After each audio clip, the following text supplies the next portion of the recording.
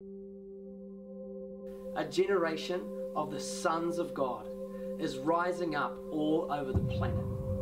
It's a generation that isn't afraid to dream with the Father for revival to break out in the darkest places on the planet.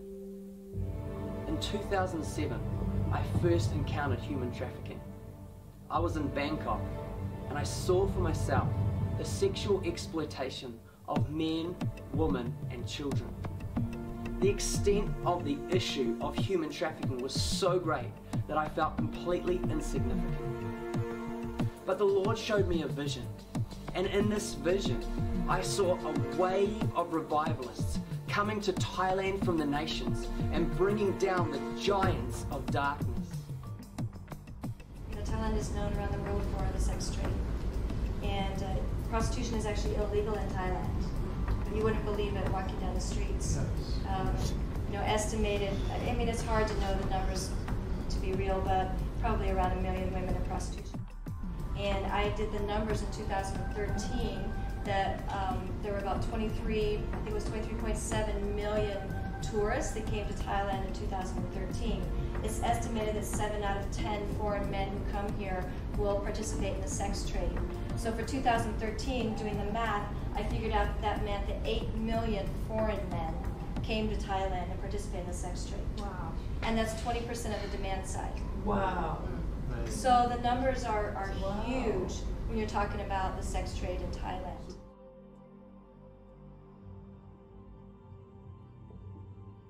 What happens to your heart? Like, I know what happens for me sometimes when I experience pain or trauma, but I want to try and get an idea from you, like, on that night, what happened with your heart? Like, where did your heart go? What did your heart start to feel?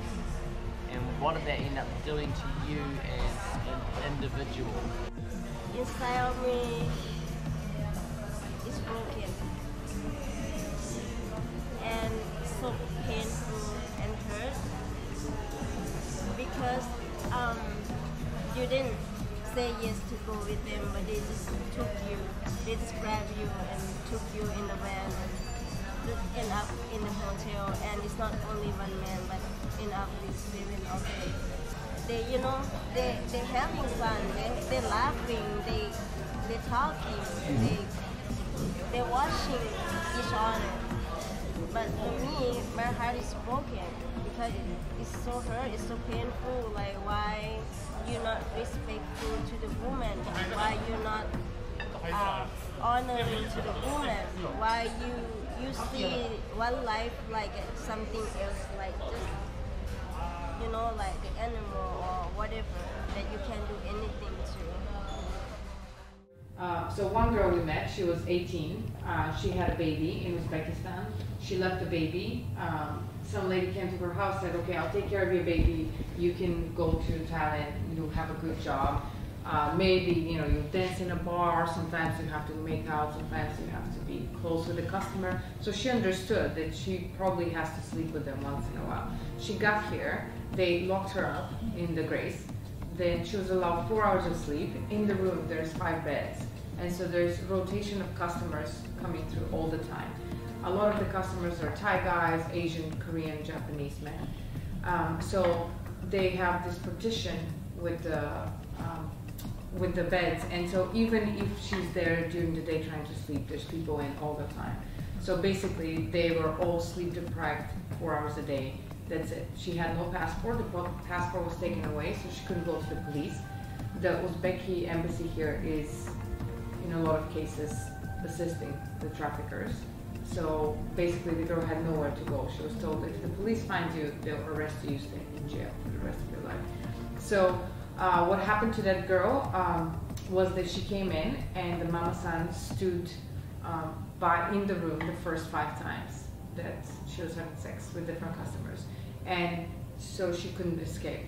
And so the mama-san had to sit there and watch her have sex the first several times. Then she said that there's times where customers will come in and they'll say it's a 1 guy, but then 5 guys will come. Then there are customers who are very physically abusive, so she got beaten daily, basically. And so a few times she tried to tell the clients that she needs help. And one of the clients told the mama-san, and so the mama-san restricted her movement even more. So basically they're in the lobby all night waiting for customers. They go up, have sex, come back down. So Thailand does not enforce the laws, particularly when it comes to prostitution.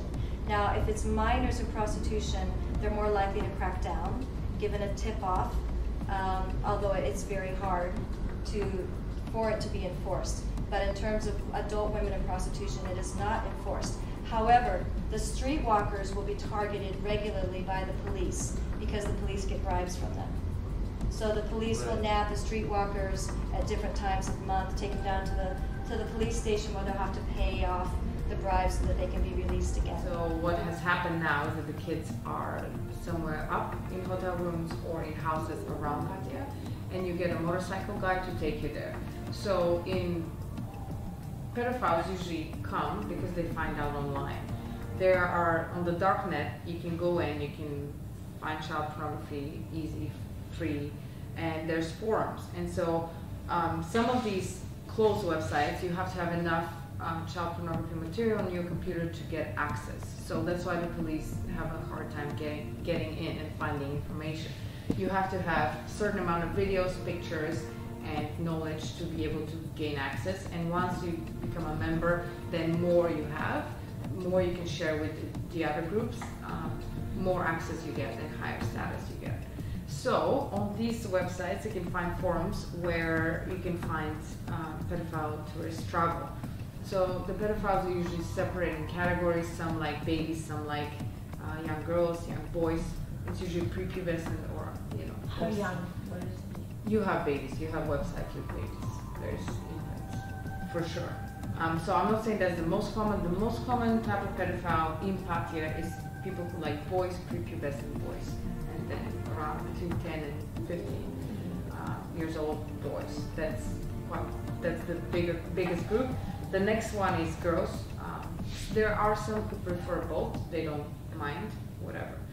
So once they find out, so basically in these forums you can see, okay, there's a guy with a red balloon on the street, go there and ask, where can I get one of these? He'll have a child. So you go there, say, hey, where can I get one of these? And then he'll take you to a motorcycle guy who takes you to the house. In Pattaya, that's very common. These kids were sold by the stepfather. The girl was 14, she was burned completely. Her body here was burned. The little boy had a cigarette. By... We don't know. Okay. I don't know. So the father was selling her cheaper because she was burned and he didn't want her at all. And so this little boy had a cigarette burn. This little boy, we investigated for about five days, and during that time his nose was broken 3 times. And so this is what you usually see, kids sitting around like that. That's what you're gonna see. They have a purse, the money's in the purse. Many of them have cell phones that are wrapped in plastic so they can't make any calls, but they can receive calls. Most of the Thai women that we work with are women who are in prostitution here. Now, if I say voluntary, that doesn't mean that their hearts are in it. But voluntary meaning that nobody kidnapped them. Kidnapping is not the norm for trafficking. And people believe that sometimes because of the way the media portrays it. But that is not the norm. It may happen, probably less than 5% is actually kidnapping. Anything that you've heard is a reality, most likely, but maybe not the majority. Not the horrific norm of the majority. The horrific norm of the majority are like the Thai women who live in a rural area northeast of Thailand. They come from poor families, agricultural families. Most of the women today, they might make it to 9th grade education, but then the families don't see that it's worth continuing to put the girls through school because they need them to work in the fields. And they don't have the money for the books and the supplies and the uniforms to keep the girls in school. So the boys will continue to school, but the girls will be expected to drop out when they reach about 15, 16. So at a young age, then they get boyfriends, they start getting pregnant, then they might be put in a marriage with a guy that got them pregnant. The guys are irresponsible. I hate to generalize, but many Thai men do not grow up, and they do not take responsibility for their families. It's not expected of them, to be honest. In the rural areas, the expectation is all on the girl. The obligation of responsibility is on the daughter. And the boys are kind of given a get out of jail free card, so to say, to sow their wild oats. The boy's obligation to the family is to become a monk for a period of time. In becoming a monk for a period of time, he makes merit for his parents for their next life, so they can have the next reincarnation can be in a heaven. And so that, for Thai society, for Buddhists, that's a very high status. And so the guys do that and they have it made in the eyes of the family. They're let off the hook from other responsibility. The daughter, in this Buddhism, you're taught that if you are born a girl in this life, it's because you didn't do enough good in your past life to become a man in this life. So the girls, the value that she has to a family is that she is the one who is expected to take care of her parents as they age. And they look back. They don't look forward. You know, in the West, we think about how do we empower the next generation to move forward. It's about, you know, parents pouring into their kids so their kids have a better life and a future. In the Isan culture, it's all about looking back, taking care of the parents and the grandparents. And children and grandchildren are expected to sacrifice their future in order to take care of the ones who are behind. And so you can see why there are so many problems in that part of the country of moving forward. But the girls are expected to take care of the parents. So here she is, young, maybe 18, 19, 20, early 20s, already has a couple kids. The guy, who is a playboy, is out drinking with his buddies, comes home, domestic abuse, violence starts, the arguments, the relationship breaks up, the guy splits, goes, gets another girl, or goes off with his buddies, and he doesn't take care of her. He doesn't send money back. Very often he doesn't even contact the children. Many of the children that we've had in our care here have never heard from their fathers. The fathers move on. And as the parents get new relationships, stepmothers, stepfathers, the kids are abused, or they get dropped off with aunts, uncles, grandparents, both sides of the family, scattered across, no good bonding for these kids. So the young woman then takes her kids, moves back home with the grandparents. But this is a shame-based culture and an honor culture. When she moves back home, now see, her job is to take care of her parents. Here she's moving back home with burden, placing a burden on her parents. That brings shame to her parents for the community, in front of the community. There she's not showing honor to her parents, but she's bringing a burden to them. She feels that shame deeply because she knows that she's supposed to be taking care of them, and she can't. And it grieves her to the depths of her soul. One of her friends, neighbors, has gone to Bangkok, and she's sending money home. And that house now has cement walls, painted in bright colors. They're buying a truck. They're hiring workers for their field. Their family lives much better. And it can go one of two ways. The parents might start pressuring the daughter. Why don't you go to Bangkok? Look at your friend. Look how your friend honors her parents. Look at what she's doing for them. They look good in everybody's eyes. Look at us. What are you doing for us? You're not honoring us. You're not taking care of us. Why don't you go to Bangkok and make that money? Or, if their parents are better than that, then it might be that the friend says, look, I know you're really struggling and you don't have any money and you can't take care of your parents. Why don't you come work with me in Bangkok?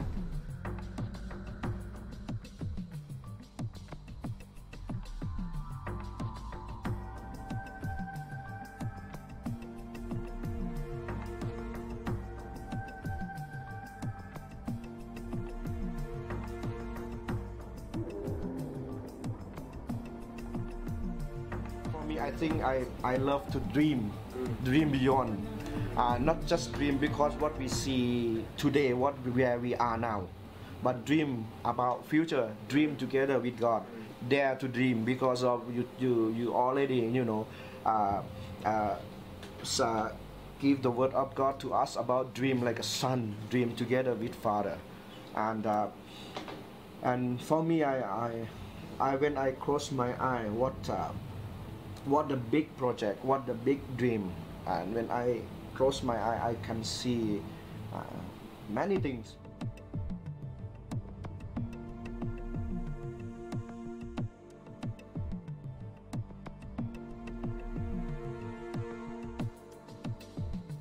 we would like to have a orphan center because there are many kids in Isan that the parents leave them behind. They stay with the oldest grandmother, grandfather, with their own men, and the parents leave them, and many children like this age they are trafficking, and human trafficking, and then how we can provide a safe house.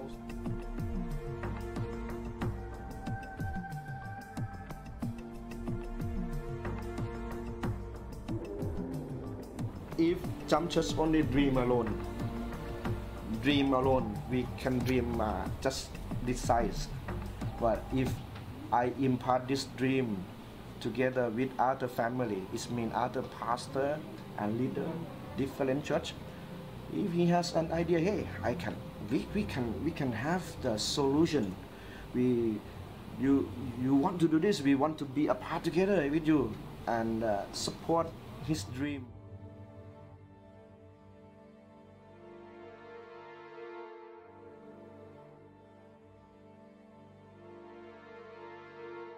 Many villages not yet know God. 25 million not yet know God. Every village need to have a church. Before I think about Isan, but now, at the end of the year. Like my life is transformed by God, and I got redemption by His true love. Which means He is real.